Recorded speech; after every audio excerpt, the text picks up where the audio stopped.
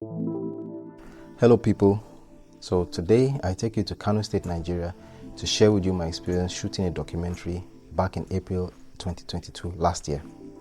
In this video, I'll tell you a little about Kano State, what it takes to shoot a documentary successfully in a place like Kano, and my thoughts and impressions about the experience.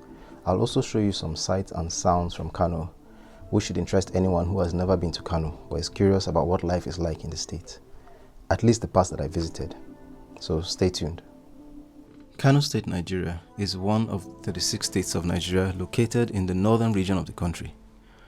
Modern-day Kano State was the site of a number of prior kingdoms and empires, including the Kingdom of Kano, which was centered in Dala Hill, Dutse in Dala, and existed from prior to 1000 AD to 1349.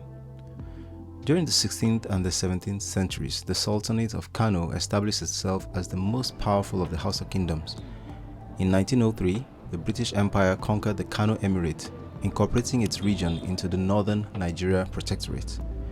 Since independence, Kano State has developed a diverse economy, establishing itself as a center for industry, agriculture, trade, and Islamic banking. The Hausa and Fulani make up the majority of Kano's population.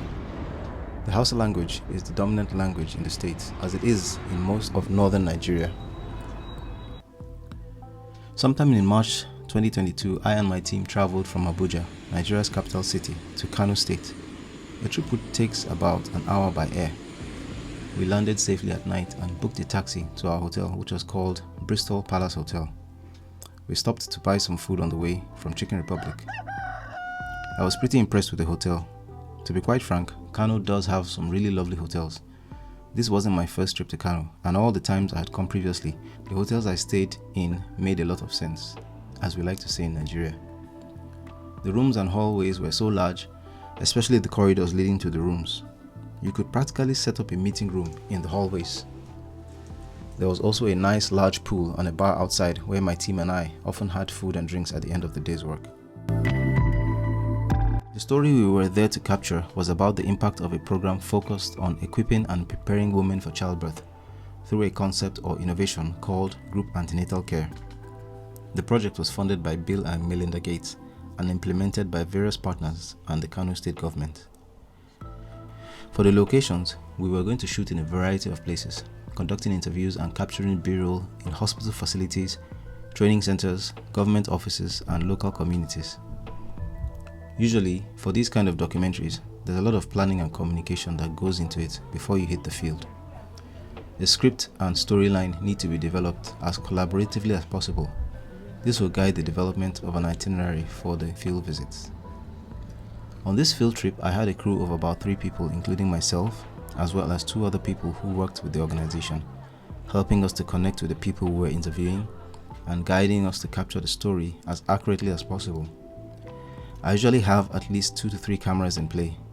We had a Sony A7 III, a Sony A6500, and a Panasonic GH5. We had lighting and sound equipment, a drone, lots of memory cards, and a few tripod stands.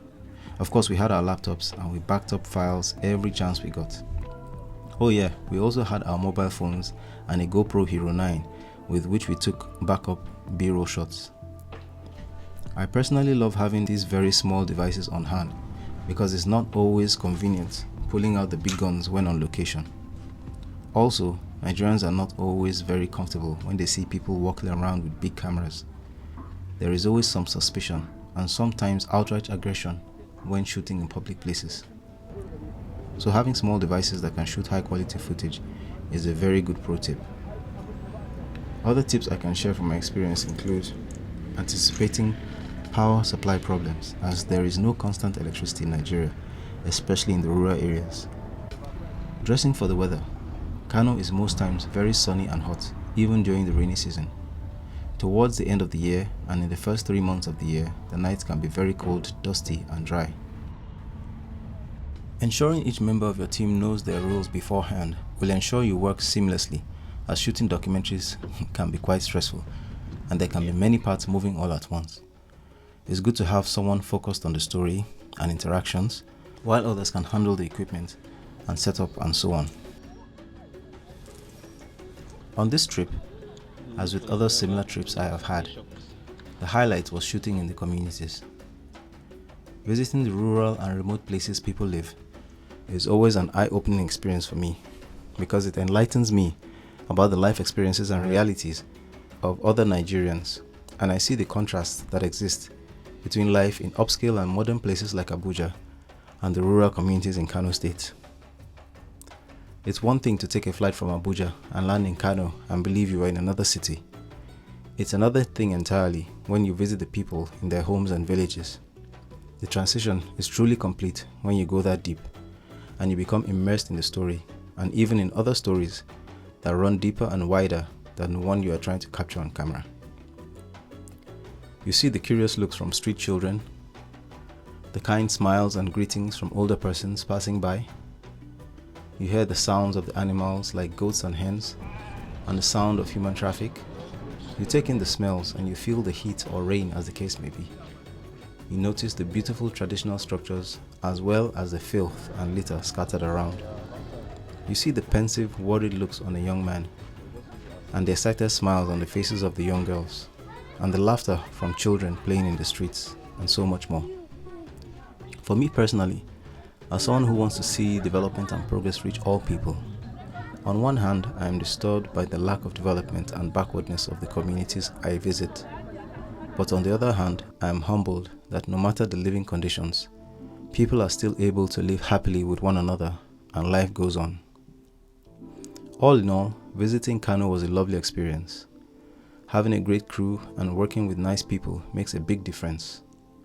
So also does good advanced planning and preparation. Knowing your gear and knowing the culture and attitudes of the people and communities whose stories you are trying to capture is very important.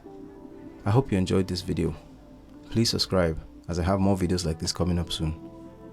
Thanks for watching.